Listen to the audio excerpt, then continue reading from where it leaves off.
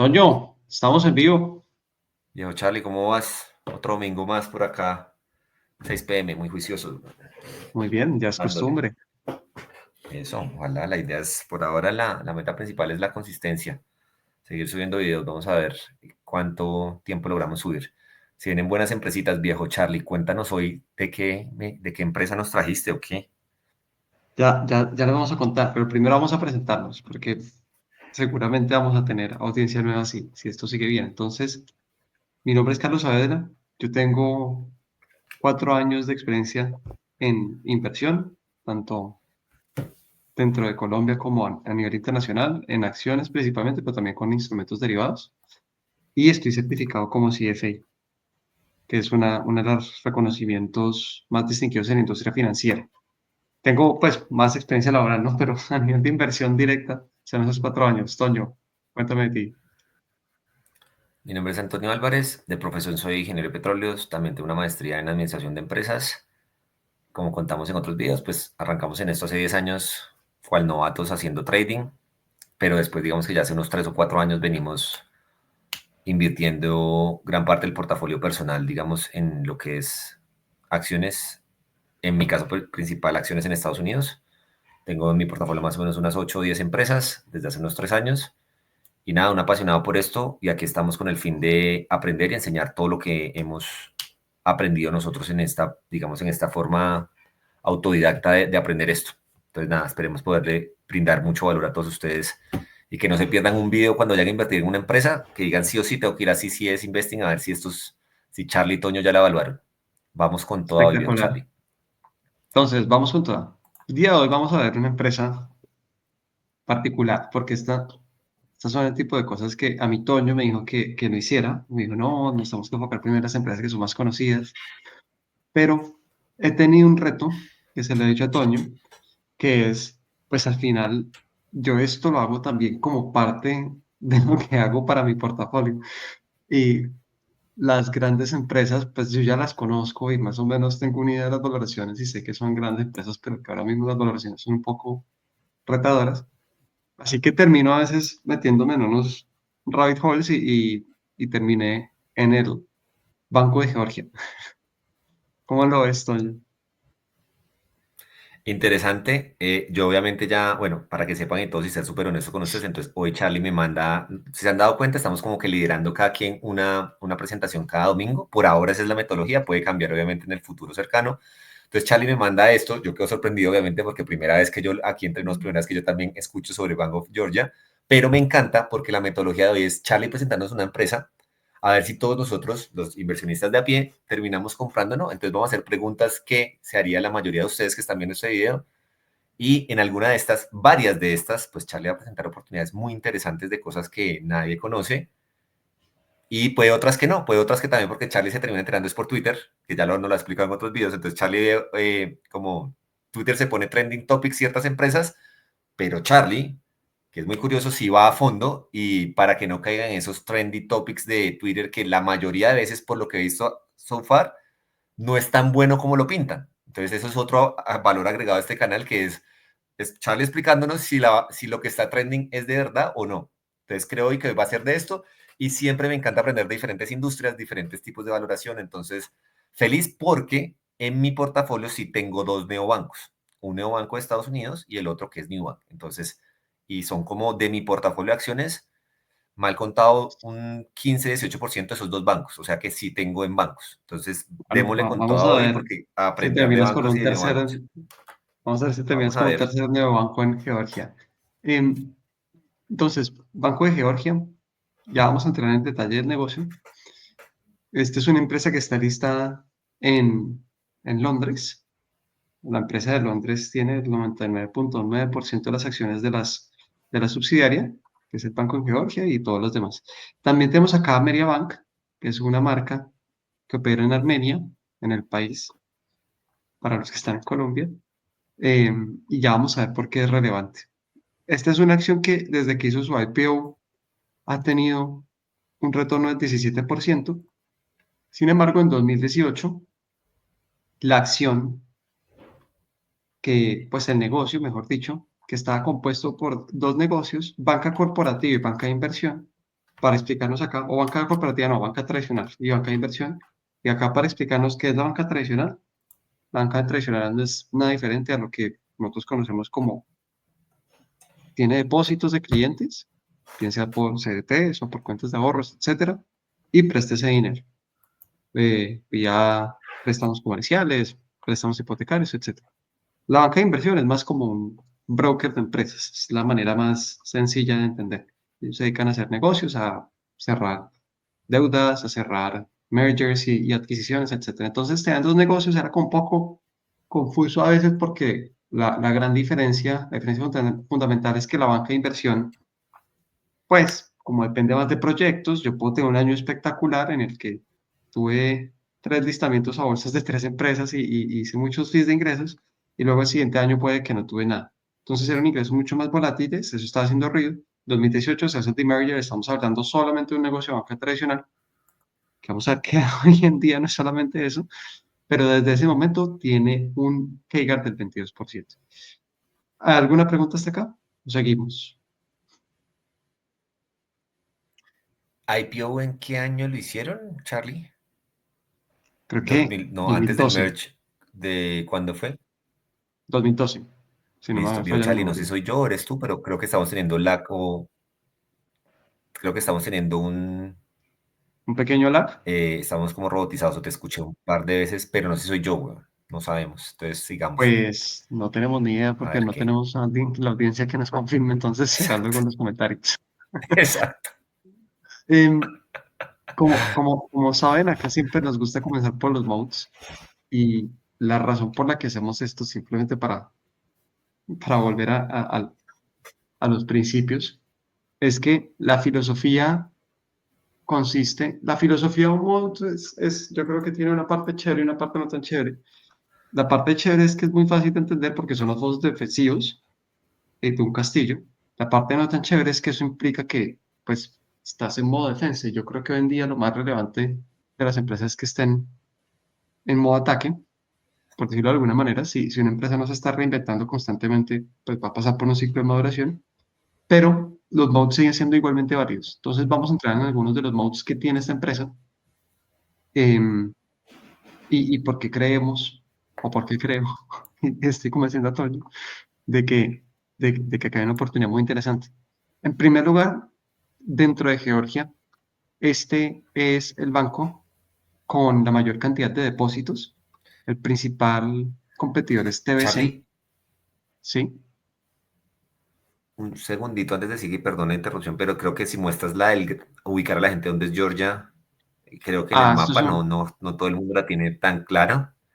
O esto, contarlo esto, en esto es qué un buen continente está, al punto. lado de qué países, colinda con qué países, Esto es porque un buen todo el punto, mundo pero yo sabe creo que dónde queda ubicado. esto es un buen punto, eso es un buen punto, pero yo quiero centrarme un poco más antes de qué es el negocio, porque, Ok. porque sé que cuando veamos la ubicación vamos a generar un poquito de nervios.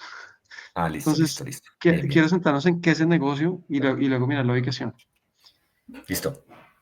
Pero no, y tenemos el mapita, precisamente pensando en eso.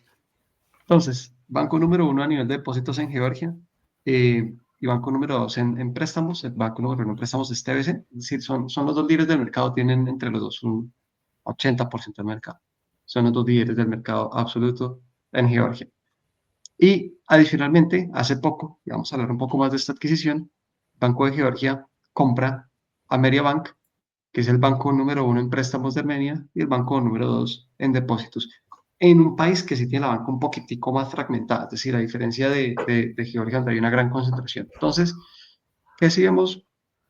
De entrada, es un líder en Georgia, banco número uno, número dos, dependiendo de la medida que queramos tomar, y en Armenia también lo es. Entonces, pues, tiene sin lugar a dudas una participación en un oligopolio.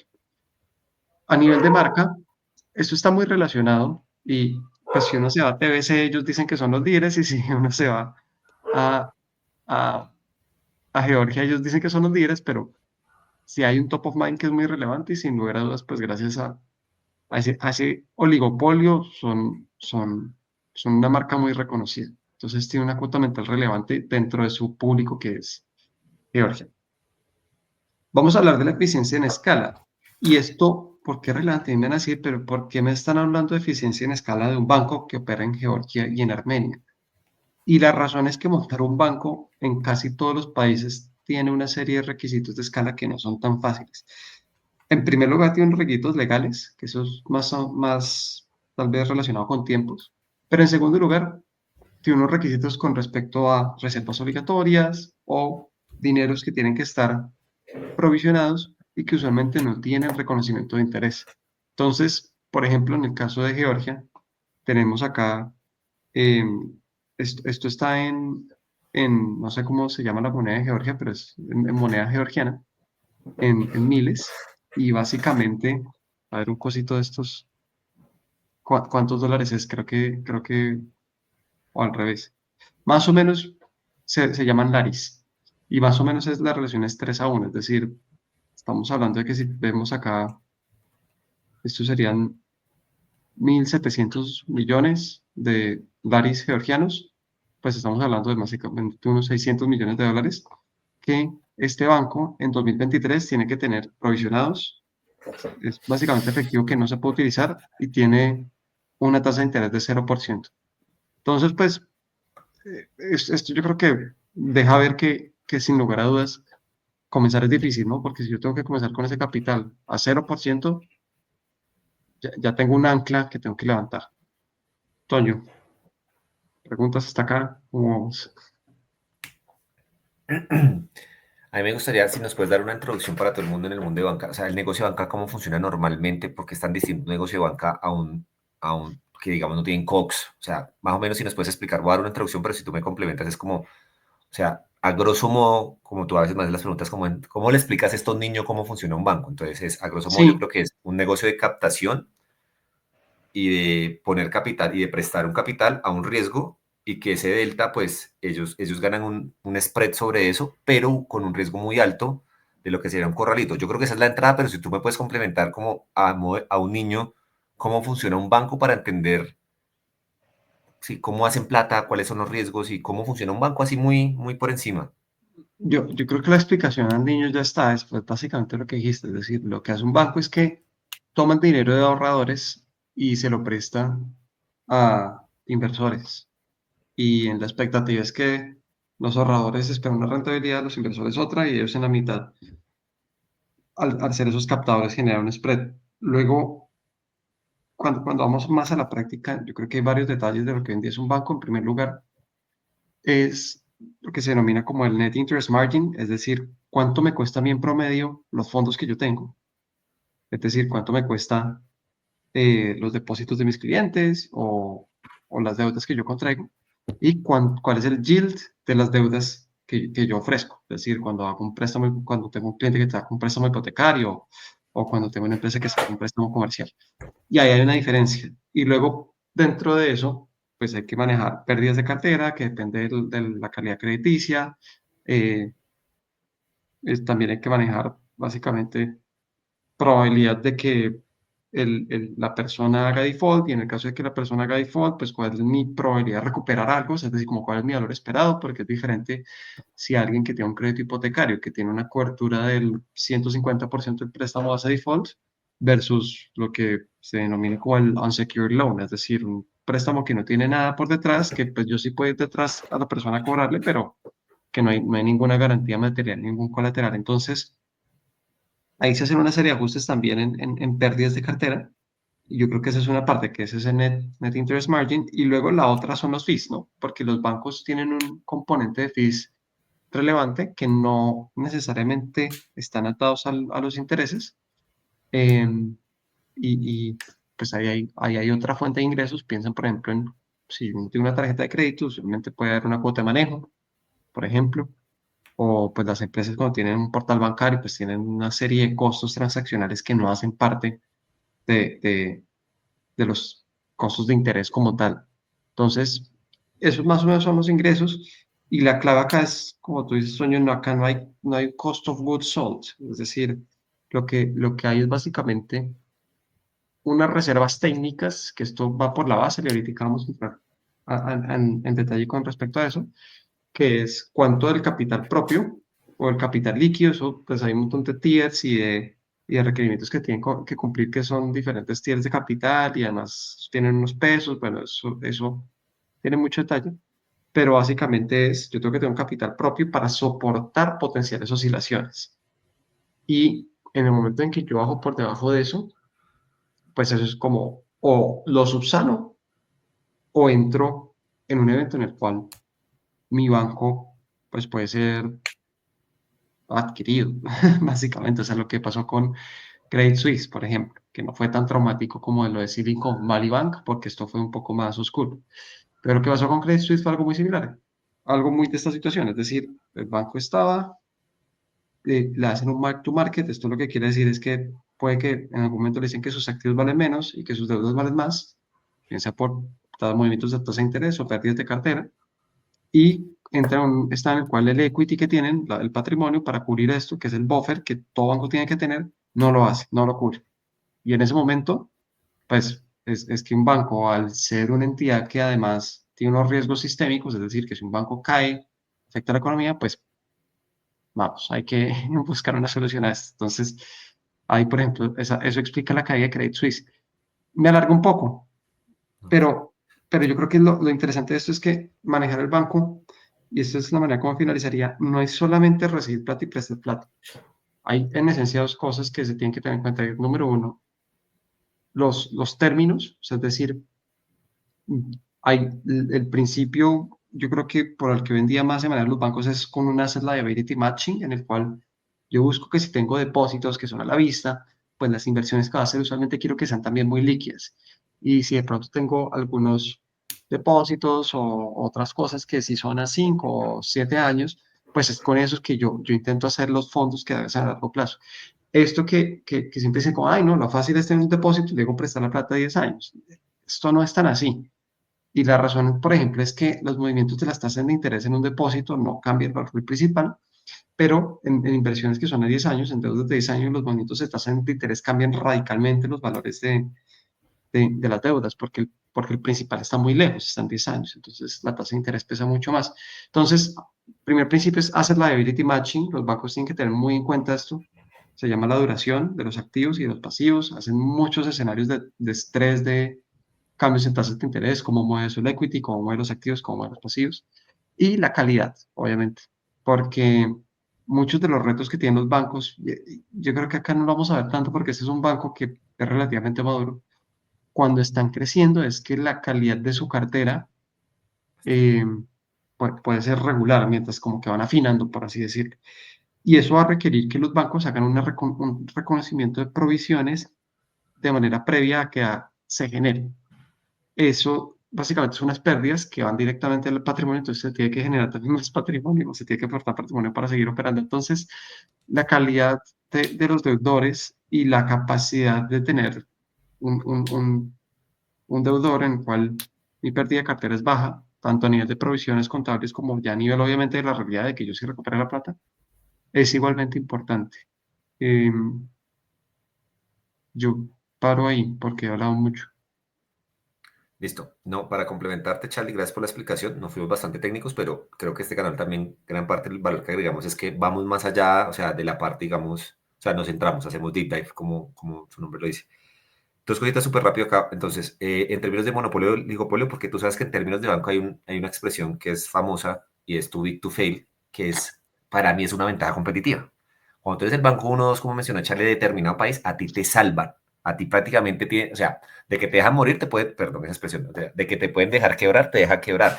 Pero hay unas empresas que se llaman too big to fail, que se llaman no, que están en este mundo de que yo lo llamo, repito, a mí me encanta crear ventajas competitivas que no existen en los libros, pero hay una que puede ser too big to fail y por eso te quería, como vi en Monopolio, la pregunta puntual para entender si es too big to fail es cuál es el market share de este banco en ese país, o sea, qué porcentaje de la bancarización, 40%. 40%. O sea, okay, o sea que hay otros, y el otro, pero es el competidor principal, o sea, los otros, el otro 60 está distribuido entre muchos. Hay dos, o sea, es decir, el TBC y el Banco de Georgia tienen 40% cada uno.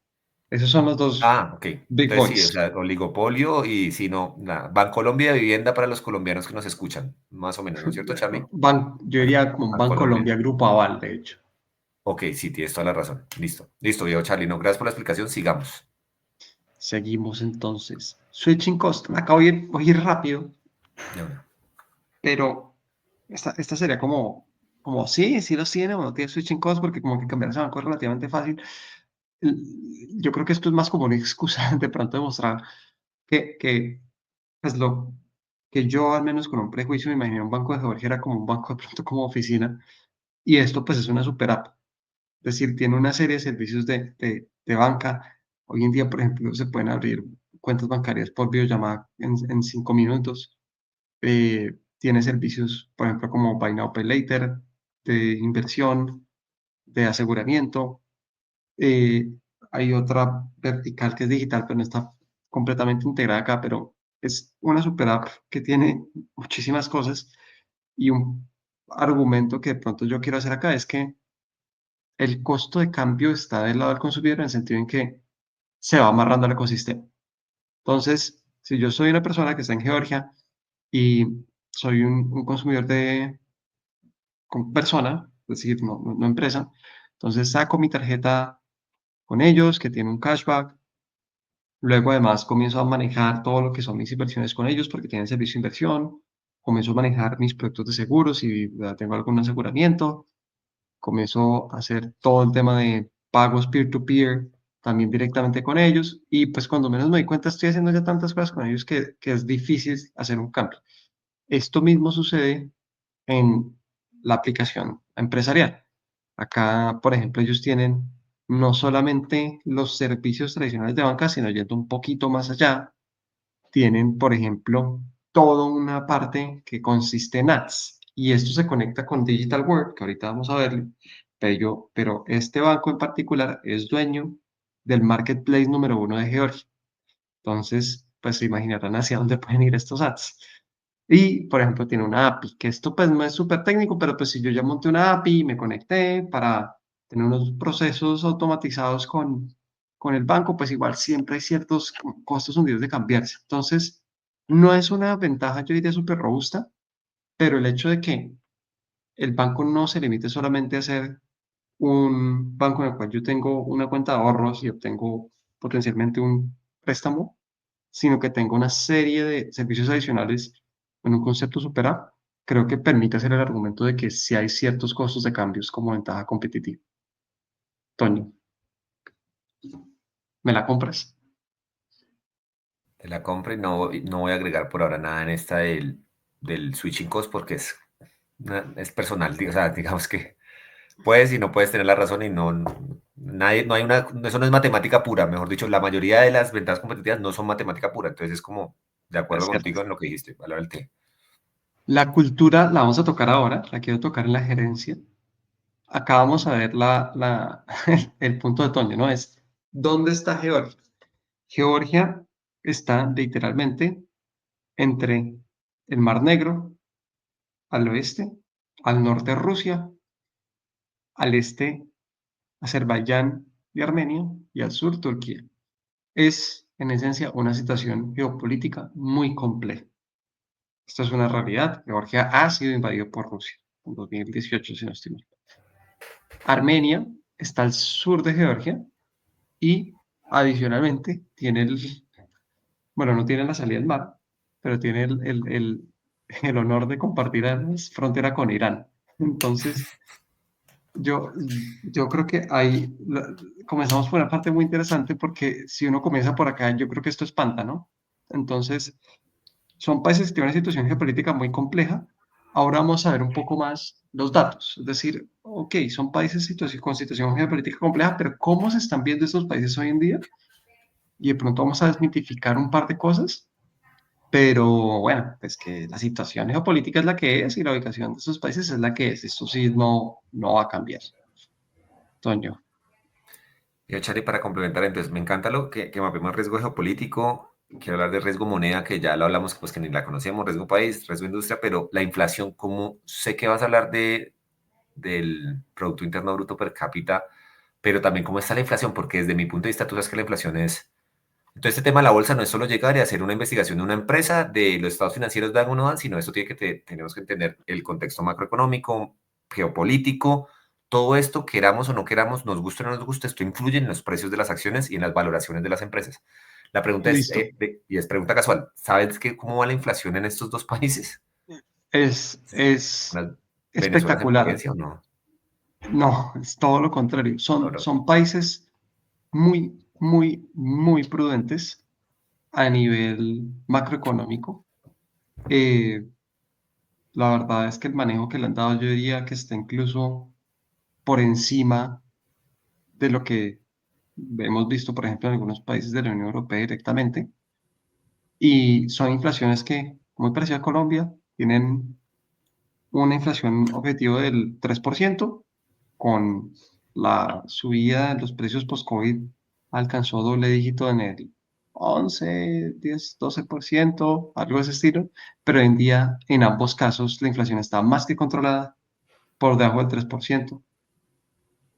Los movimientos, de hecho, de estas monedas usualmente han sido positivos frente al dólar.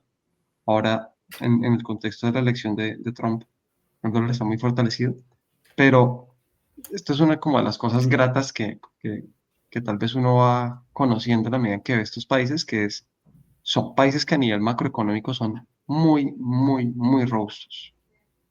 Y bueno, y esto yo creo que está bien con este siguiente slide, que es el de crecimiento real.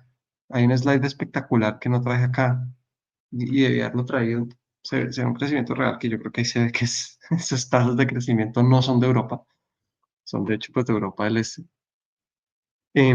Es muy alto el crecimiento del, del PIB real, crece a 5 o 6% es una barbaridad, es muy bueno. Y hay mucho margen de crecimiento, es decir, cuando se mira el gap que hay entre Georgia y Armenia y el centro y el este de Europa, todavía hay un gap relativamente alto. Entonces, yo creo que hay una expectativa de que Georgia pueda seguir creciendo estas tasas, pues Georgia y Armenia puedan seguir creciendo estas tasas, al menos en un futuro cercano. Sobre todo teniendo en cuenta que pues hay una solidez macroeconómica que tienen estos países. ¿Algo ahí, Toño, o seguimos? Estás en mute. perdón. No veo, Charlie, el triple cero de allá, ¿qué significa? El de la parte derecha. Eso quiere decir que está en ¿Es un miles, typo? entonces, Ah, ya, listo. no, está en Listo, miles, listo, entonces que el GDP per cápita está listo. alrededor de 9.000, $10.000 anuales. Y perdón la ignorancia, ¿esto es Europa o si dijiste que es Europa o es estos países qué continentes son? Así Esto es pregunta, ¿no? Europa. Europa, Europa, Esto listo. alcanza a ser Europa, Europa del Este. La última parte de Listo. Europa del Este. Turquía, pues yendo de pronto a este slide acá. Está dividiendo su Rusia, primer. pues Rusia es Eurasia, como yo creo que eso no solo sabes. Turquía también es Eurasia, es decir, Ujú. El hay, Bósforo hay ahí una buena parte en pendientes. Asia. Exacto. Entonces, Azerbaiyán e Irán ya son Asia. Georgia, yo creo que es Europa. Ahora quedo confundido igual. Tenemos No, que igual una revisar. pregunta casual de cultura general no influye mucho en la valoración esa parte como tal. Entonces, si quieres, continuemos. Listo. ¿Qué tanto pesa Georgia y qué tanto pesa el Banco de Armenia dentro del negocio? Pues de los activos el 74% es el Banco de Georgia, del 23% Armenia, entonces pues más o menos tres cuartos del negocio es Georgia, un cuarto del negocio es Armenia, y hay unos otros que pues ahora hablaremos un poco más de eso. Hay unos objetivos que tiene la compañía a mediano plazo. Los objetivos son crecer el portafolio de préstamos a un 15% anual, tener un retorno sobre el equity, que esto es muy importante para los bancos, de más del 20%, y distribuir entre dividendos y recompra de acciones entre un 30 y un 50%. Para que nos hagamos una idea, hoy en día el crecimiento del portafolio de deudas está muy por encima del 20%, como hacia el 25%, pero pues sí se viene desacelerando un poco. El retorno sobre el equity han estado altos en los últimos 2 años por temas de impactos de una vez, pero el ajustado está hacia el 31%. Entonces, pues estamos hablando de una empresa que tiene unos objetivos de mediano plazo que, como vemos, están ya orientados más hacia la madurez. Siguen siendo tasas atractivas, pero de una empresa más madura. ¿Seguimos? Charlie, una preguntita que se me vino a la mente ahorita hablando como que lo presentaste en lo de los switching codes. O sea, primera pregunta, es un banco digital supuestamente, ¿no es cierto? Pero para allá, No, no, no, no. pero Esto es déjame un terminar. banco. Un segundito para No, allá mi pero no pregunta, es un porque banco eso me lo digital. sospeché. Pero es un banco, a ver, lo que entiendo es un banco brick and mortar de la antigua que está migrando a ser digital y para allá va mi pregunta. Entonces, sabemos que los bancos como Neobanco, Rapibank, entre otros, Lulobank, son bancos que nacieron digitales. ¿Qué significa nacer digital? Que no tenían unos costos fijos de tener 40 edificios viejos en el centro, 200, bueno, 2.000 sucursales en todo el territorio colombiano, en 1.000 empleados, y esa eficiencia, y están peleando por, digamos que por meterse en la esquinita del celular, en la primera pantalla del celular de cada usuario. Pero una de las ventajas que tienen es, no tienen ese costo fijo, y nacen digitales, y fuera de eso hay un storytelling en el caso de tras, por ejemplo, el de Nivan, donde pues en Brasil prestan al 200% efectivo anual y él llega a combatir eso. ¿Cómo se come uno ese cuento de que un banco de toda la vida, con sus gastos operativos de toda la vida, con su cultura y su mentalidad de toda la vida de presto gratis y o adquiero gratis, recaudo gratis y presto a tasas ridículas? Estoy hablando del caso de Colombia, perdón al que le cayó el guante que se lo chante, pero ¿cómo? O sea, la pregunta es, una cosa es un digital nacido digitalmente y otra cosa es un monstruo que se quiere volver digital. Entonces, ¿cómo es eso? Yo creo que es una buena pregunta. Y la mejor manera que encuentro de responderla son dos ejemplos del reporte anual. El primero es cómo hoy en día se están midiendo en cuanto al éxito, es decir, qué es el éxito para el management y cómo miden el management en cuanto a éxitos. Y las métricas estratégicas que tiene hoy en día la compañía, en todos los lados sale cuál es el digital MAU, es decir, cuál es el número de usuarios mensuales que están siendo digitales dentro de mi aplicación. Se centra también en crecer el número de consumidores, pero una métrica muy relevante es qué tantos de estos consumidores estoy llevando a la app, porque es una aplicación, es una experiencia que es objetivamente mejor que la de ir al banco. Esto también, por ejemplo, lo podemos ver en el reporte anual, que no lo traje, pero en 2023 el número de sucursales físicas viene reduciéndose. Entonces, creo que a lo que quiero ir con esto es, yo creo que la manera como ellos interpretaban este reto es, nosotros tenemos que operar con un banco digital, entonces somos digital first, y sucede que venimos de ser un banco brick and mortar, que tiene unas implicaciones y que no podemos desmontarlo de un día para otro, pero la inversión ya no está ahí. Es decir, ya toda la inversión y todo lo que se está haciendo está hacia lo digital. Entonces, miden, o sea, miden métricas como cuál es el número de depósitos que se están originando desde el app, el porcentaje, y quieren que ese porcentaje suba. Entonces, todas las métricas están orientadas básicamente a cómo hacer la digitalización. Y pues hay como la ñapa, que es el TBC es algo muy similar. O sea, el TBC es un banco que se funda en los noventas, pero que hoy en día también es una super app, también es un banco excelente. No vamos a hablar mucho de TBC hoy, pero son dos bancos que hoy en día pues, son digital first, 100%. Me encanta y buenísima respuesta, Charlie, porque puede terminar siendo una superventaja, no llamémoslo ventaja competitiva, pero un super diferenciador que realmente tiene, saca lo mejor de ser un banco brick and mortar y lo migra, o sea que el trabajo es, y lo han estado demostrando, es si está migrando y si le están dando el foco y si le están dando la prioridad, y al parecer sí, y le pueden sacar ventaja. No te interrumpo por Exacto. un buen rato, viejo Charlie, para que sigamos con negocio y gerencia. Listo.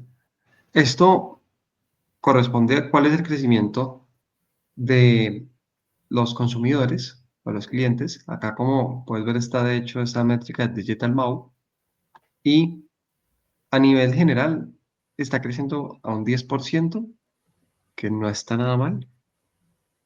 Y a nivel del MAU, pues está creciendo radicalmente. Entonces, y están pues muy cerca de alcanzar el número de consumidores totales. Obviamente esta línea del MAU nunca va a poder pues, sobrepasar lo de los consumidores totales.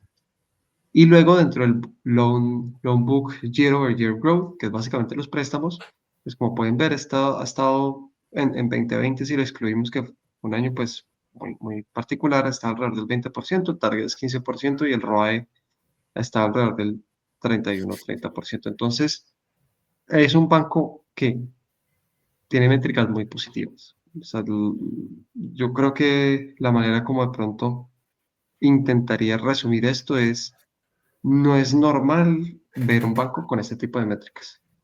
No es normal ver un banco con este tipo de crecimientos, con este tipo de retorno sobre su equity y con este tipo de crecimiento del portafolio. Entonces, pues, esa sería la manera como Yo lo resumo que ya ahí esta les parte. diría a las personas que al terminar de esto estén interesadas en ahondar esto, en invertir acá, es comparen esto contra ese segundo banco, contra la, digamos, estamos hablando en Colombia, compárenlo contra Laval, comparen todas esas métricas que está mostrando Charlie acá versus su competidor principal, porque si es un tipo que le lleva una ventaja competitiva en términos de digitalización a su competidor directo, puede ser una oportunidad. Ah, el otro banco crece igual o crece mejor, entonces también pues puede verse perjudicado. Entonces, resumen, averigüen, hagan estas mismas gráficas con el segundo banco desde mi punto de vista, sería el consejo.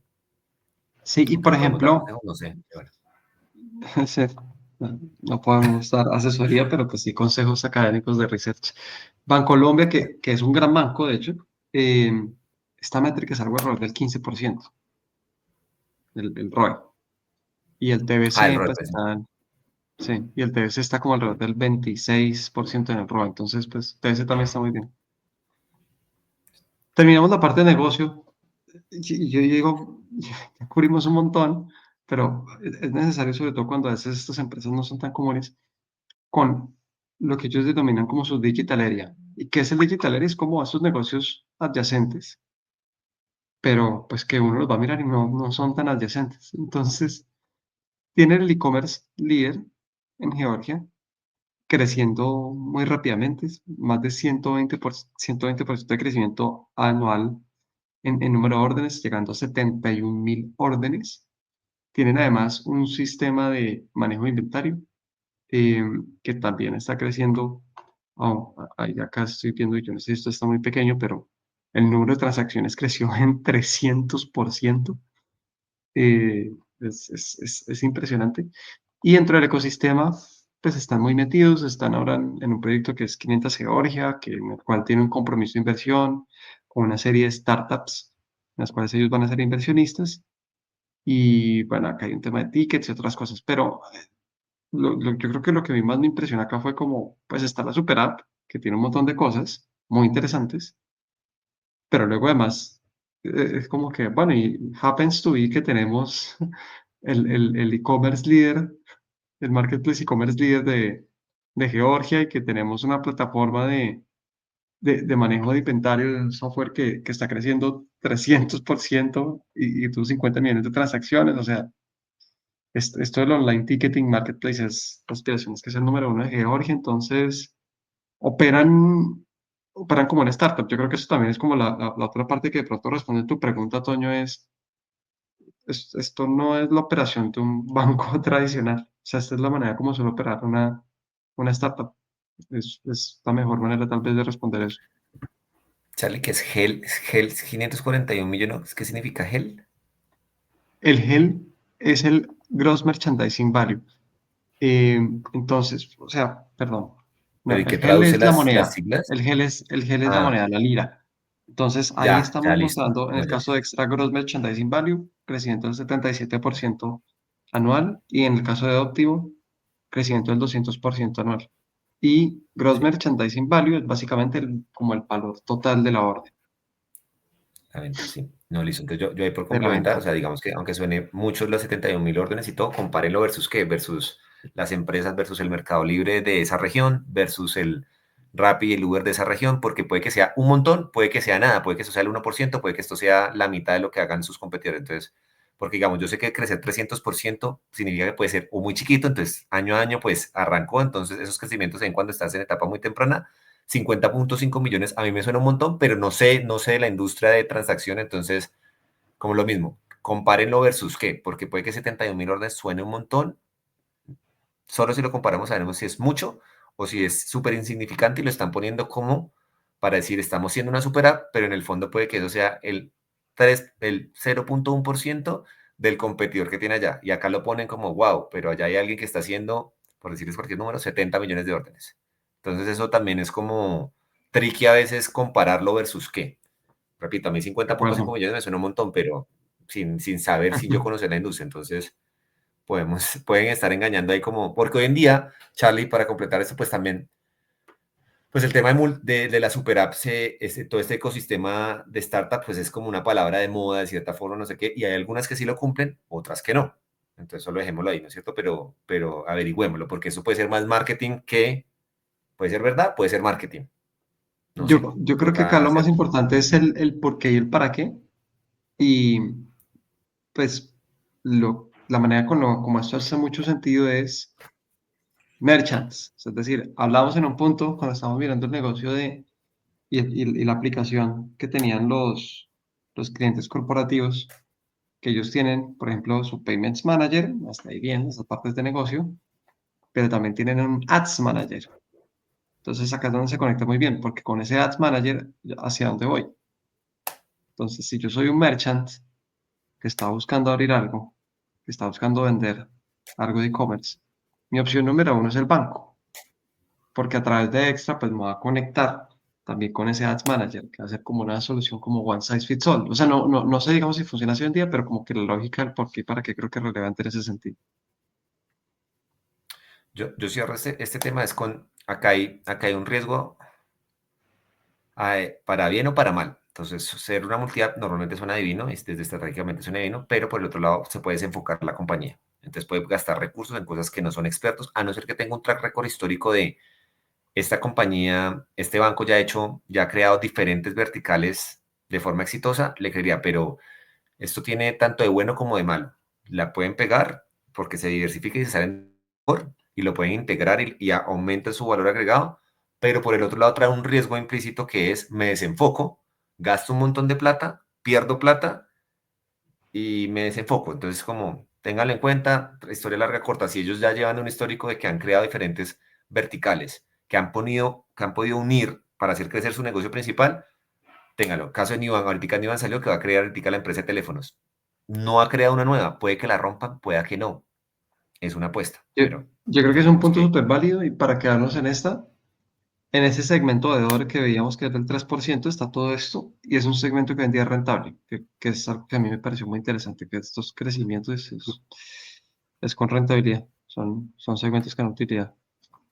Vamos a pasar a la gerencia. Gerencia de Acá Charlie. estamos viendo al CEO, que es Archil, con un apellido muy difícil de pronunciar, que no voy a intentar pronunciar. Es CEO perdón, está en la empresa desde 2009 y es CEO desde 2019. ¿Listo? Entonces, esa es una parte que es relevante, tiene un tenure relativamente largo y es algo que vemos en general en el equipo directivo. Ahorita vamos a ver solamente un miembro más, pero suelen tener un tenure bastante largo. Compensación. Varias cosas que vemos acá que nos gustan. Voy a comenzar de hecho abajo para arriba. En 2020 vemos que la compensación de él cayó bastante. Estaba en 3.5 millones y cayó a 1.5 millones. Este fue un año muy difícil para la banca. Y algo que estuve leyendo que me gustó mucho es que él mismo se hizo un corte de su salario del 20%. No tuvo bono, entonces por eso cae bastante y eso fue una donación que hizo. Entonces, un paso que él dio adelante, que yo creo que eso es como pensar como dueño de la empresa, ¿no? Eso nos gusta mucho. En cuanto a cómo es la compensación a nivel general, que es 5.8 millones para 20, vemos cómo se desagrega y columna.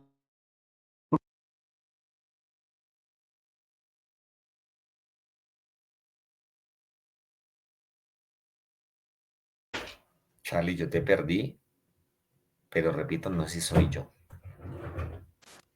Hola, Ahora ya te no. volviste, pero no sabemos quién es, pero te perdí. Quedamos en que Archil se cortó 20% de su horario, que a ti te encanta y que lo vas a hacer en tu compañía actual. No, mentiras.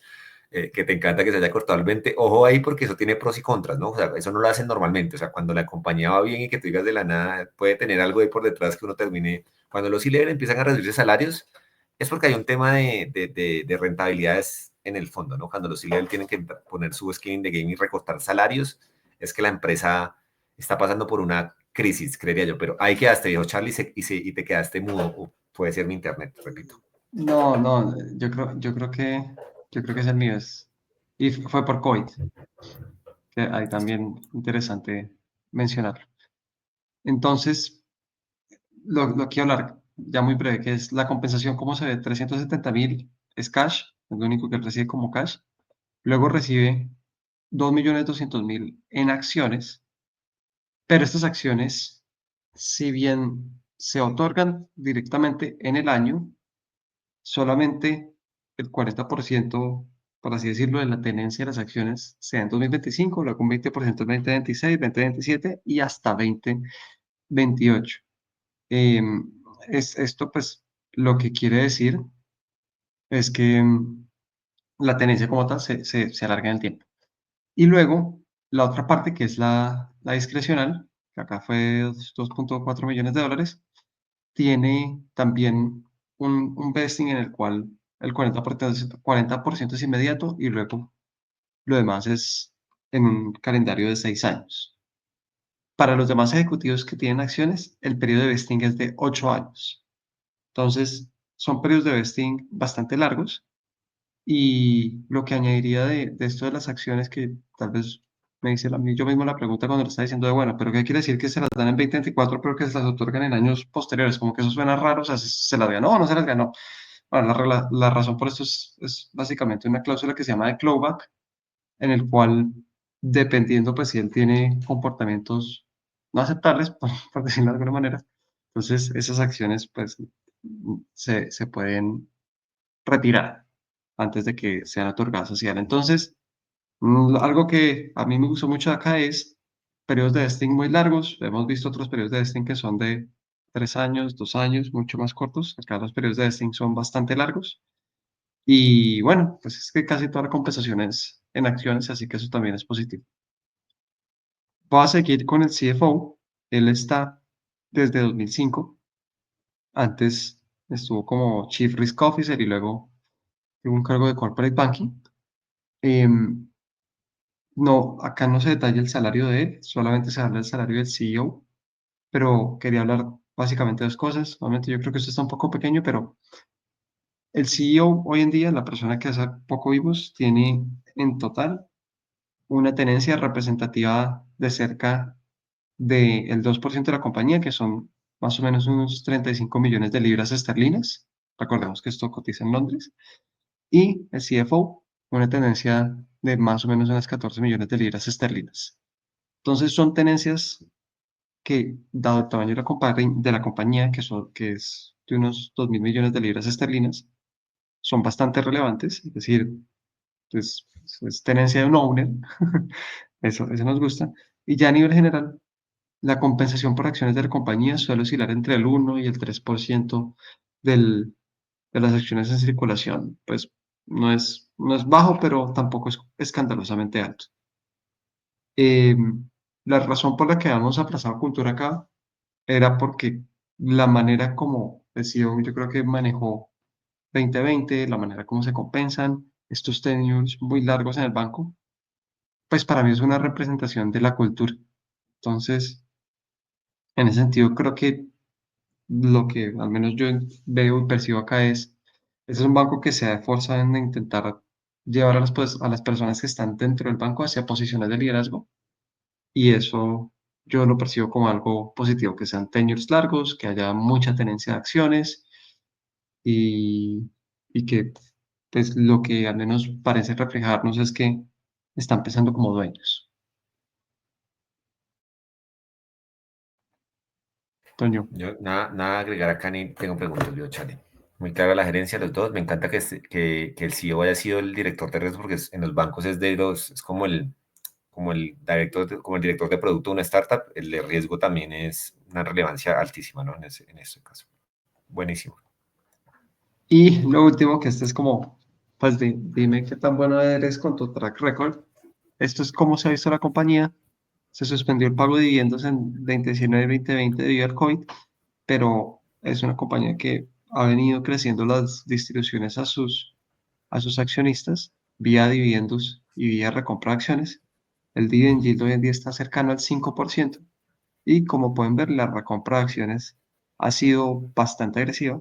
en los últimos años, en los que ha bajado el volumen más o menos en un 10% en un lapso de unos 3 años. Esto incluso a pesar de que se han emitido acciones como parte de la compensación. Entonces tenemos una compañía que está creciendo, ahorita vamos a ver cómo está creciendo, y que está disminuyendo su base de acciones.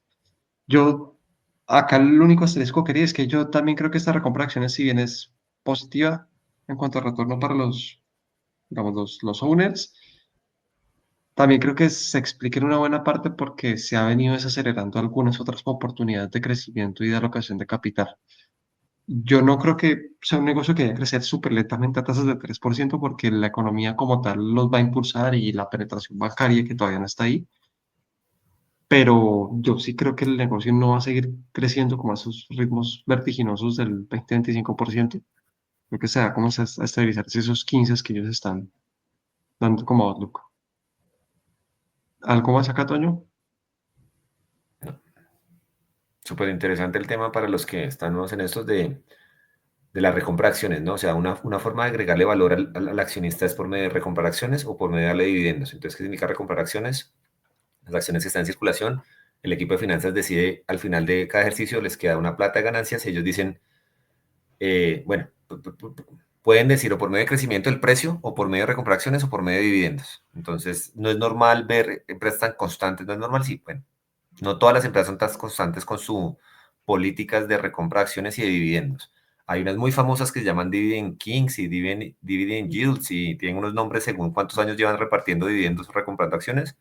Pero siempre es bueno ver esas gráficas. Siempre va a ser bueno, en resumen, para no enredarme, que las empresas tengan una constante de recompra de acciones. Entonces, esa parte me pareció súper interesante esta compañía, la verdad. De acuerdo. Esto es cómo se han comportado los ingresos y acá pues se puede ver que es un movimiento parabólico que ya se venía dando, pero que el COVID básicamente es el que lo retrasa, pero desde 2021 pues ha sido solamente hacia arriba, con unos ritmos de crecimiento anual del 30%. Y acá está la adquisición del Banco Armenia, también incluida, voy a hablar un poquito más de eso ahora. Eso también ha logrado que ese ritmo de crecimiento de los ingresos se haya mantenido.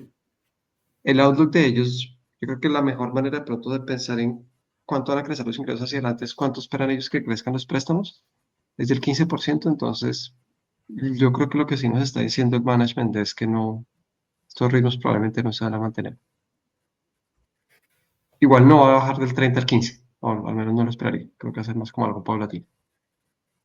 Este es el margen neto de la compañía, son márgenes netos muy buenos, márgenes netos que incluso en periodo de COVID estuvo por encima del 35%. Hoy en día está por encima del 70%. La razón por la que está por encima del 70% es por litigios ganados, que sobre eso no quiero entrar en mucho detalle, y por la adquisición del Banco Armenia con un goodwill negativo. Y esto me encanta y ya voy a hablar sobre esto. Pero, como para concluir, en cuanto es el margen neto, está alrededor del 60%. Acá es muy importante cuál es el cost to income del banco, que está alrededor del 33% para el grupo. Esto es básicamente cuánto cuesta lo que hablamos al inicio, de cuánto cuestan los fondos sobre lo que se obtiene de ingresos cuando se hacen préstamos. Entonces, pues ahí vemos, el margen neto más o menos del 60%, costo de income del 33%, es análoga, ¿no? Y luego hay unos gastos administrativos que no tienen que ver directamente con esos préstamos. Banco Armenia, goodwill negativo. ¿Qué es el goodwill negativo? Usualmente cuando yo adquiero una compañía, contablemente yo tengo que ir a mirar cuántos valen los activos de mi compañía. Entonces, digamos que yo adquirí un edificio y ese edificio, yo puedo decir que vale 10 millones de dólares, pero yo lo adquirí por 15 millones de dólares. Entonces, lo que yo voy a hacer contablemente es que reconozco mi contabilidad del edificio por 10 millones de dólares y reconozco un goodwill por 5 millones de dólares. Eso es lo que suele ser lo normal, que por eso una de las métricas que usualmente se mira es qué tanto goodwill hay en el balance. Pues los señores del Banco de Georgia adquirieron el Banco de Armenia con un goodwill negativo, es decir, lo adquirieron básicamente por el 65% del valor neto de sus activos, que pues eso yo creo que es algo completamente atípico. Habla también de los retos que tienen estos mercados en cuanto a liquidez y en cuanto a las potenciales salidas y el hecho de que pues, este banco fue una plataforma que está listado en London Stock Exchange ayudó mucho, pero bueno, que al ser un goodwill negativo, eso pasa como un ingreso de una sola vez. Cuando es un goodwill positivo, lo que se hace es diferente, se evalúa para impairment de manera anual, es decir, cada año se revisa el goodwill y se intenta analizar si sigue valiendo lo que vale. Cuando es goodwill negativo, se valora como un ingreso una vez y por eso también tenemos unos márgenes disparados. Pero esto quería hacer como este mini paréntesis para decir que pues, adquirieron un banco que es el líder de Armenia y es como si lo hubiesen adquirido con 35% de descuento, ¿no? Algo, En resumen, pues, bien. sí, muy, muy buen capital allocation. Este es el retorno sobre el equity. Nuevamente acá se ve hacia el 40 por esos efectos de una vez, pero es más hacia el 30 y lo que ellos dicen de Outlook es el 20. Yo creo que la razón del 20 es básicamente no vamos a poder crecer a la misma velocidad si no bajamos la calidad del negocio y en esa medida pues no vamos a bajar la calidad del negocio, sino que bajamos la velocidad de crecimiento. Esta es la utilidad del banco y la utilidad del banco, ahorita veíamos que las revenues crecían más o menos al 40, la utilidad del banco está creciendo más o menos a un 40% y la razón principal de eso es que está explicado por la mejora en márgenes y la mejora en el retorno sobre equity. Entonces, pues ahí paro como todas estas partes de crecimiento. No sé si, Toño, tienes algún comentario o algo que quieras añadir. No, quisiera más tarde como porque, aunque sé que aquí supuestamente por ahora nosotros vamos a ir aprendiendo cuál es nuestra audiencia, y sé que hemos estado hablando muy técnicamente, pero digamos, siempre trato de volver un poquito como a las personas que están entrando a este mundo, como porque ahorita que lo vas a valorar, porque es que un banco se valora por price to book y por qué no price to sales, y que si nos explicas todo eso, porque nada, por ahora nada. Entonces, te adelante esa pregunta que sé que viene más adelantico en la valoración y sí. Listo.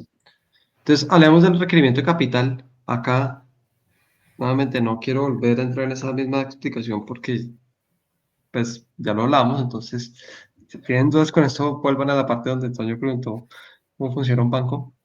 Pero lo que usualmente se hace acá es, están los acuerdos de Basel III y eso tiene unos requerimientos muy específicos y unos pesos muy específicos que se asignan a los tipos de fondeo.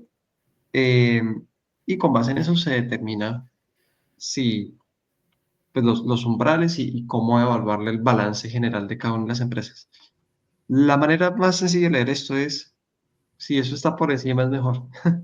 Tampoco queremos que esté muy por encima porque pues queremos que haya un buffer, pero no queremos que esté muy por encima porque también eso lo que quiere poder decir es que hay como demasiado capital retenido. Esto suele ser una mezcla de el equity, las utilidades retenidas y el stock preferencial.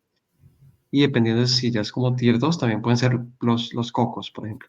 Em, acá hablamos de hecho de cocos, que es igual estoy mezclando temas. Sí, estoy mezclando temas.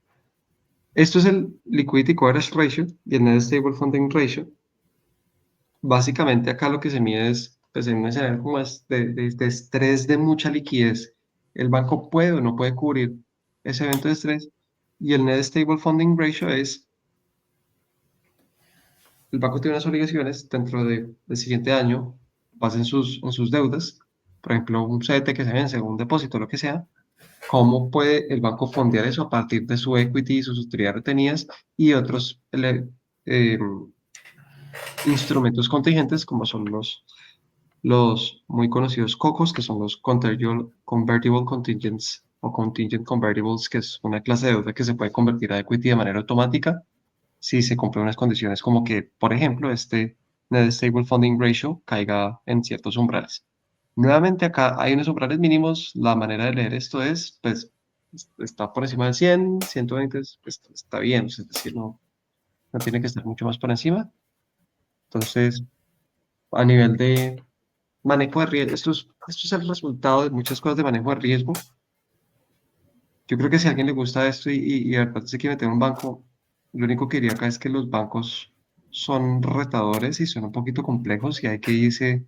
hay que hacer la tarea de meter ese reporte anual, literalmente leer lo que uno usualmente no lee como de los comités de riesgo, porque como dice Toño, pues lo que es el equivalente a una startup o una empresa de software, el producto, acá es el manejo de riesgo. Entonces, yo me leí todas las partes de riesgo, cómo manejar el riesgo, los comités de riesgo, cómo aplican hacer la liability matching, etcétera, etcétera, etcétera. Me siento relativamente tranquilo con esto. Al final, cuando uno invierte en un banco, invierte como en el equipo y la política que uno le venden, porque siempre hay una caja negra por detrás en la cual uno no sabe qué hay, de alguna manera.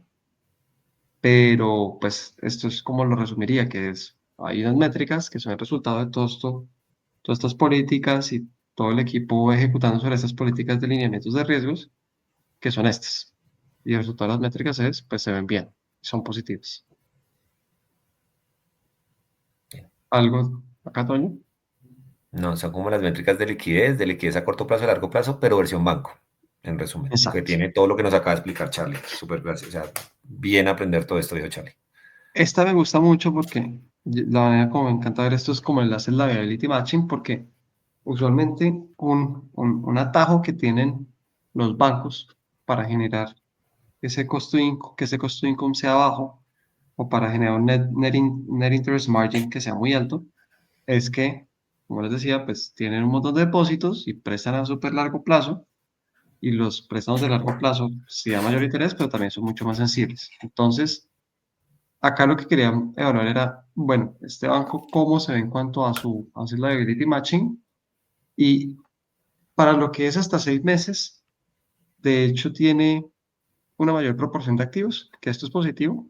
Luego hay una serie como se arma un gap interesante entre 6 meses y 12 meses en el cual la proporción de deudas, principalmente en depósitos y notas, esto puede ser como CDTs, es mucho mayor a los activos y ese gap como que se va cerrando más o menos hasta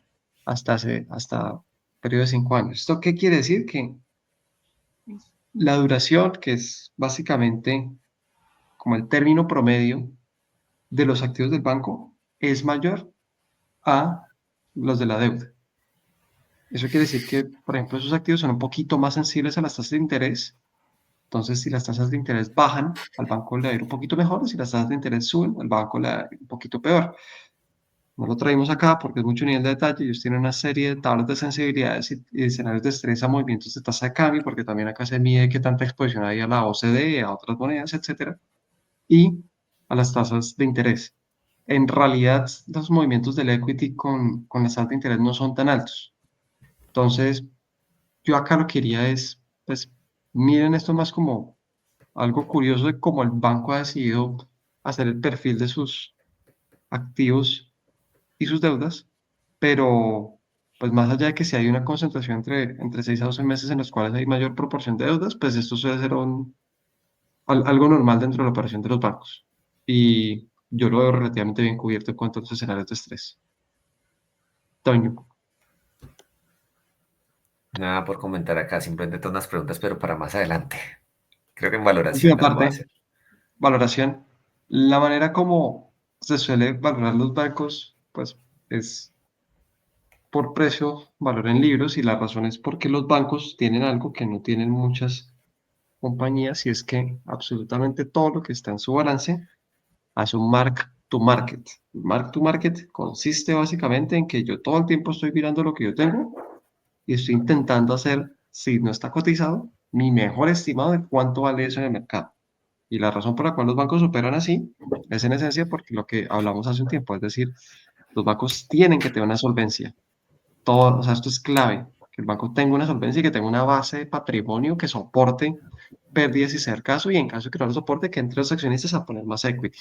Y si no, se acaba el juego y ese banco pues es adquirido o tiene que ser intervenido. Pero por esa razón el precio de valor en libros suele ser una muy buena medida porque tiene el mark to market. Es decir, yo todo el tiempo estoy teniendo, pues nuevamente esto es contable, pero al menos en la medida de lo posible, todo el tiempo estoy teniendo una buena visión de cuánto vale con respecto al valor en libros. Acá alguien podría decir, pero vengo una pregunta. Si lo que me están diciendo es que el valor en libros es lo que vale en el mercado, pues porque va a pagar más, o sea, múltiplo. Exacto. porque va a pagar 1.1, 1.2, 1.3, no van mucho más de eso. Y acá lo que entra es el ROE, es decir, un banco que tiene la capacidad de que su valor en libros crezca un buen ROE, usualmente se va a cotizar con un premium sobre el valor en libros, y un banco que tiene un ROE bajito, es decir, que no tiene una buena capacidad digamos, de hacer su capital allocation, se va a cotizar por un múltiplo por debajo del valor en libros. Ya en términos relativos, acá lo que vemos es que el banco pues no está como ni caro ni barato, o sea, está literalmente como en toda la media histórica. Pero algo muy interesante que vuelvo a la parte de atrás es, ellos compraron a Meriabank al 0.65 valor en libros, un banco que tiene un ROE por encima del 20%. Entonces, muy buena adquisición, que yo creo que también esto a mí me fascinó y me retó la cabeza cuando lo leí. Y ya a nivel pues, de valoración, dentro de la media, no mucho más que añadir. Toño, Vamos a las conclusiones y tengo una última preguntita ahí mucho más genérica como de curiosidad para listo. ti. Precios sobre ganancias, acaso un poco la misma lógica. Los bancos tienen como dos niveles de operating, de cash from operations, y uno sí podría mirar el flujo de caja operacional, pero lo que sucede con los bancos es que el flujo de caja operacional es un poquito distinto porque tiene dos niveles, que es como cuánto me entra de intereses y cuánto me cuestan esos intereses, por así decirlo, y lo mismo con fees. Y luego está algo que se denomina como el movimiento de los activos operativos, por decirlo de alguna manera, que vendría siendo como un símil del capital de trabajo de las empresas, pero claro, pues en un banco el capital de trabajo es como todo, ¿no? Entonces eso distorsiona siempre los flujos de caja. Yo creo que igual sí es bueno siempre meterse en los reportes anuales, este nivel de detalle no suele estar en los proveedores de datos. Y yo me metí y este banco siempre tiene un flujo de caja operacional positivo antes de los cambios en net operating assets, que eso responde más a la generación de nuevas deudas o de cambios en los depósitos. Por eso estamos teniendo precios sobre ganancias. Nuevamente hablamos de que los bancos hacen mark to market. ¿Qué es el mark to market? Que yo todo el tiempo me estoy poniendo una vara y mido cuánto valen mis activos, cuánto valen mis deudas. Y en ese sentido, las ganancias suelen ser un buen barómetro también para los bancos. Em, Acá vemos un PE que está un poquito por debajo de la media, está como una desviación estándar por debajo, pero precisamente debido al goodwill negativo de la adquisición de Mediobank que está subestimado. Es decir, yo creo que el P real hoy en día debería estar alrededor de 5x, es también lo que se espera para el año entrante, que al igual que el precio sobre valor en libros, está dentro de la media histórica. ¿Pasamos a conclusiones? No, por favor. Listo. Chale, una preguntita antes de las conclusiones, una preguntita casual de curiosidad, ya que puede que muchos inversores o personas que se quieran volver inversionistas naturales tengan. ¿Cuál es la diferencia? O sea, ¿tú cómo haces? Y esta respuesta no es blanco y negro y no va a tener respuesta perfecta. Solamente quiero escuchar tu opinión. ¿Cómo hace un inversor que no conoce esta empresa, que no, o sea, no sabe si este banco trata bien a sus clientes, no los trata bien, la aplicación funciona, no funciona, se frisa, no se frisa, tiene intereses altísimos? O sea, eso sí lo puedo averiguar, pero ¿cómo hace, por qué hay que invertir en esto versus, por darte un ejemplo, para seguir en ese mismo, un Nubank que puede usar la aplicación en Colombia, ¿sí? Y lo mismo para cualquier otra, o sea, digamos Starbucks, la gente sabe qué es, un Nike, la gente entiende qué es. Yo también tengo empresas en mi portafolio que no uso, te los digo una vez, pero la pregunta, Bachelet, es, quiero escuchar tu opinión de por qué comprarse este banco y por qué irme a buscar un producto en Eurasia de una empresa que no conozco versus un neobanco que puedo yo por lo menos tener esa cercanía. Y ya, pues, repito, la respuesta no tiene, no espero respuesta blanca y No, negra, me, es tu me- me opinión, encanta, me encanta la no pregunta. espero nada más. Y voy a dar una vuelta larga para responder, pero ya saben por qué. Lo primero que voy a decir es que esto no constituye asesoría financiera y nosotros podemos tener o no tener posiciones en este banco en la parte de las conclusiones. Entonces, algo que me encantó que dijiste muy de Peter Lynch de la llamada pasada es enfóquese primero en lo que es más cercano a ustedes. Y esa filosofía yo creo que es correcta. Es decir, si alguien que lo está viendo y está comenzando a entrarse en este mundo, le gustó esto, de pronto yo lo que le diría es, pues, intente tomar este framework o intente tomar esto que estamos haciendo y hágalo con el banco con el que usted tiene su cuenta de ahorros o con el que usted tiene su tarjeta de crédito. Sobre todo si le gusta, ¿no? Si no le gusta, pues no lo mire.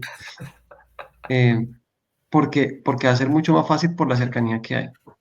¿Qué es lo que pasa? Que pues nosotros pues ya llevamos acá un rato. A mí me encanta Nubank y yo he mirado mucho Nubank. También he mirado mucho Bancolombia, por ejemplo. Y ahí es cuando uno comienza a expandirse un poco más. Es decir, yo ya el universo de bancos que conozco y con los cuales interactúo ya pasaron por esto. Entonces, pues la razón por la que llego acá es literalmente por un hilo de Twitter, pero yo ya pasé por el mundo de los bancos con los cuales yo ya tengo una interacción y llego acá. Hay unos retos, obviamente, que son, pues yo, ¿cómo hago para pasar? Si esto es como un producto bueno, porque no puedo tocar, no puedo sentir, o sea, no es lo mismo que cuando uno lo usa. Y pues ahí es una mezcla, yo creo que de usar el reporte anual, que es lo que obviamente los directivos nos dicen, entonces no nos van a decir que el producto es malo, y hacer algunas cosas que uno puede hacer como cliente. Entonces, en el reporte anual, la aplicación tiene una calificación de 4.9. Bueno, pues, si fuese mala, pues tendría peor calificación, ¿no? Bien, carita feliz. Es decir, eso es un buen atributo. Luego, por ejemplo, me gusta mucho irme a leer siempre en Trustpilot cuáles son los reviews. Acá en este caso no encontré mucho. Y me gusta irme también mucho a Glassdoor, a qué dicen los empleados. Entonces, eso a veces también ayuda. Entonces, es como intentar escarbar cositas de no solamente lo que nos dicen el management en el reporte anual, sino buscar la página, interactuar con la página, qué pasa si yo quiero acá abrir una cuenta, eh, buscar reviews, literalmente el banco, eso siempre va a haber, obviamente el idioma es una barrera, pero intentar de alguna manera pararse como consumidor para poder responder esas preguntas que tú tienes. Eso es lo que yo suelo intentar hacer. Yo creo que no es como una respuesta única. Nuevamente, creo que si alguien está viendo esto le gustó y le llama la atención y de verdad como que quedó súper emocionado, como yo quedé como cuando terminé de analizar este banco, y le diría como, espera un momento, si ese es el primer banco que está mirando, de verdad mire qué banco tiene, No, porque y va a Charlie, ser mucho más gracias. fácil. Gracias porque me encantó prácticamente el acercamiento de Charlie, es un tema de secuencia. Y eso aplica para muchas cosas en la vida, tanto personal como profesional. O sea, muchas cosas tienen timing o secuencia. Entonces, no puedo estar más de acuerdo con la respuesta de Charlie, me encantó. En este canal sí o sí vamos a analizar New no sé cuándo, pero lo vamos a hacer más, bueno, no sé si más temprano que tarde o más tarde que temprano, pero lo vamos a hacer, vamos a hablar de Bancolombia en algún momento, quédense conectados y gracias por la respuesta. O sea, en resumen, si hay una secuencia, váyanse al principio, o sea, depende su nivel de expertise en este momento en el mundo de inversiones. Si es muy nuevo, arranque por cosas locales, productos que usted use, cosas que le acerquen a su trabajo y luego van a ir expandiendo. Los frameworks son muy, se pueden copiar y no copiar y pegar, pero son muy transferibles. No te interrumpo más, viejo Charlie. Hagámosle la conclusión y escuchemos, te escuchamos, perdón. La, para mí, este es un negocio excelente. O sea, yo creo que a nivel de conseguir un negocio con esta presencia regional, difícilmente se consigue algo de este estilo. Yo estoy mirando también el otro banco de Georgia, y de verdad que, o sea, digo, no sé qué están haciendo en Georgia, pero es otra gran empresa. La miré por encima y me toca mirarle un poco más de detalle. Creo que aquí voy a aplicar la que tú decías de Rocket Mirar, de invertir y luego revisar, porque también me gustó mucho. Eso Em, decía. nada, entonces, acá no es el único gran banco, pero este en particular, yo creo que después de haberlo revisado y habernos metido en detalle, es impresionante. Es decir, es un banco genial. Y algo que me gustó mucho es que en Digital World tiene una serie de apuestas y además con esto que está haciendo de 500 Georgia, que es como el 500 Startups, pero de Georgia, va a generar mucha simetría positiva. O sea, a mí no me sorprendería que el día de mañana de este banco salgan como un montón de spin-offs de compañías que se vuelven líderes realmente regionales. Entonces, creo que a nivel regional es, es una gran empresa. O sea, yo quedo muy tranquilo con esto. Con el equipo también me encantó la experiencia en industria. Me encantó que la mayor parte de salarios en acciones, que tienen un buen porcentaje de ownership, que la mayoría de las personas llevan muchos años en la empresa, que los paquetes tienen unas condiciones que son de vestings largos, que hay varias cláusulas de clawback en las cuales si hay algún tipo de duda razonable, pues es relativamente fácil recuperar esas acciones. Es decir, la verdad que con el management también quedo contento, o sea, me gusta, y por eso también le doy un 3/3 en este caso. En cuanto a los financials, yo creo que están muy bien. Acá la razón por la que no le doy un 3/3 es porque el crecimiento se está desacelerando. Entonces, pues, como lo único, pero la verdad que lo veo bien.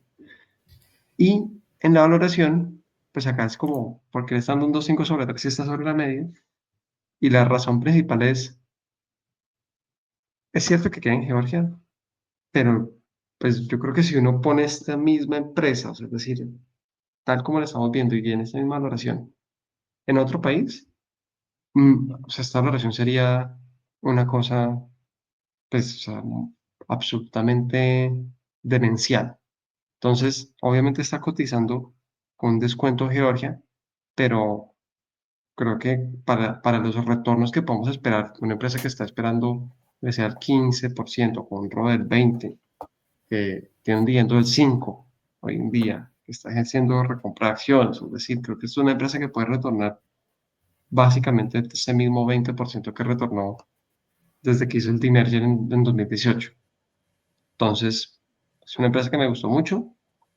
Lo único que también añadiría sobre esto es Georgia es un riesgo muy real. O sea, yo creo que la situación geopolítica es muy compleja ya. Y, por ejemplo, en mi caso, la manera como yo intentaría operar esto es que yo intento tener siempre posiciones por encima del 1%, de hecho del 2%, porque si no, pues, ¿para qué la tengo? Y yo creo que esto estaría como en ese rango, como el 2-3%, máximo 4%, y es principalmente por un tema de manejo de riesgos. O sea, es decir, me encanta la empresa, francamente me gustó mucho, quedé gratamente sorprendido. Llegué acá porque vi unas métricas muy bonitas en un hilo de Twitter y no me esperaba encontrarme con un neobanco que tenía una plataforma digital con empresas líderes en e-commerce y pues quedo contento con esto. No, yo sí quiero reforzar la parte de riesgo país, no solo el riesgo geopolítico. Ojo que diferentes bolsas en el mundo cotizan a diferentes PER. La bolsa de Colombia es un PER distinto al PER de Estados Unidos, diferente al PER de Francia, diferente al PER de China, diferente. Eso está implícito en el precio, porque no es solo riesgo geopolítico en ese caso, sino riesgo de inflación, riesgo de... Los países de Latinoamérica nos castigan un montón por temas de corrupción y todo, ¿correcto? Y de inestabilidad. Es la verdad, o sea, hay empresas que nunca jamás se acercan a los PER de Estados Unidos, para que tengan eso claro, porque, y Charlie lo dijo, pero quiero reforzar eso como, ojo que es que por eso también la pregunta de Georgia, lo que no hacemos, creo que mucha gente acá por primera vez va a estar escuchando que es Georgia como país, pensarían que era Georgia el estado de Estados Unidos, entonces así me hago entender como ojo con donde se están metiendo porque sí tienen que saber el contexto completo y la cantidad de riesgos, moneda, inflacionario, país, geopolítico, de corrupción, de histórico, puede que este país sea una nota, y puede que sí, pero históricamente las empresas en ciertos países cotizan a ciertos PER y tienen como unas bandas que no son comparables versus entre otros países. Entonces, en resumen pueden haber empresas excelentes en Georgia, pero una empresa más mala en Estados Unidos cotiza mucho más alto. ¿Por qué? Porque está en la bolsa de Estados Unidos. Así es sencillo, porque Estados Unidos tiene, pues está demostrado, es un tema de confianza. O sea, las bolsas de Londres y Estados Unidos, aunque este está cotizado en la bolsa de Londres, digamos que es un tema de confianza país. Entonces tengan cuidado con comparar eso versus otros países. Lo pueden comparar contra las empresas de su mismo país, de Georgia. Eso sí está bien. Viejo Charlie, muchas gracias por esto. ¿Terminaste o tienes algo más por complementar o nos vamos al cierre? Nos vamos al cierre. ¿Quieres dar el disclaimer antes del cierre? Que creo que no lo reforzamos, solo lo hicimos muy chiquito, pero o lo digo yo, disclaimer, El, todo este video son consejos educativos, nuestras opiniones, no es nada de asesoría financiera neta, eso no se puede hacer. Entonces, todo hágalo bajo su propio riesgo, estudien, no salgan de acá después de ver un video con nosotros a tomar una acción inmediata, no lo hagan, por favor, no lo hagan mañana, o sea, esto no funciona así, ¿sí? Esto no funciona como que, y no estamos dando consejos, estamos haciendo algo educativo principalmente, ¿sí? Viejo Charlie, te dejo toda la despedida a ti, güey. Nada, yo creo que la manera como me despido con esto es que me encanta el punto que dijiste de Estados Unidos, porque hay que graduar expectativas, es decir, esto no va a ser un banco que va a pasar a cotizar a 20p porque es un gran banco. Bueno, igual sí, pero no lo esperaría. Pero nosotros hemos insistido mucho en que nosotros nos enfocamos en los negocios y no en las acciones. Es decir, estamos comprando una parte del negocio. Y la manera como yo veo esto es que hay una economía que tiene unos retos geopolíticos por donde está ubicada, pero que a nivel macro se maneja muy bien. No hablamos de un montón de temas de incentivos tributarios que también están teniendo mucha inversión extranjera directa en el país. Y este es un banco que a nivel de ejecución hace muchísimas cosas, las hace muy bien. Yo creo que es una gran empresa. Creo que ha sido penalizada por estar en Georgia, pero que a nivel de lo que ha retornado a sus accionistas en libras esterlinas, hemos visto que es 17% desde su IPO, 22% desde 2018, sin dividendos. Y hoy en día tiene un dividend yield del 5%. Entonces, un gran negocio, al final, termina dando grandes retornos y hay retos que son a nivel país. Por eso, pues, es importante que piensen también siempre en cómo de pronto mitigan un poco eso a través de no concentrar mucho las apuestas, así tengan alta convicción, pero es una gran empresa y acá nos gusta analizar las buenas empresas. Clave. Bueno, viejo Charlie, mil gracias por hoy. No se acuerden, por favor, de la de siempre, suscribirse, dejar un like, dejar un comentario. Sé que en ese momento estamos grabando videos larguísimos con mucha profundidad técnica y mucho análisis. Estamos recibiendo, digamos que feedback de los views de los usuarios que nos están viendo. Déjenos saber qué quieren ver. ¿Quieren ver videos cortos de que les expliquemos qué es el Enterprise Value sobre el flujo de caja apalancado?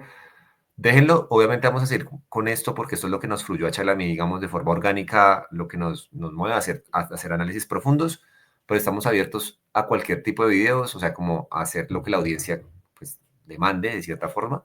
Entonces, déjenos saber en los comentarios, repito, like, suscríbanse, súper importante por acá, siempre soñaba con hacer esto, por eso lo hago en todos los videos. Ya, Charlie, gracias. Bueno, Nos vemos en un cerramos próximo. Chiriquito. Chao, chao. Chao.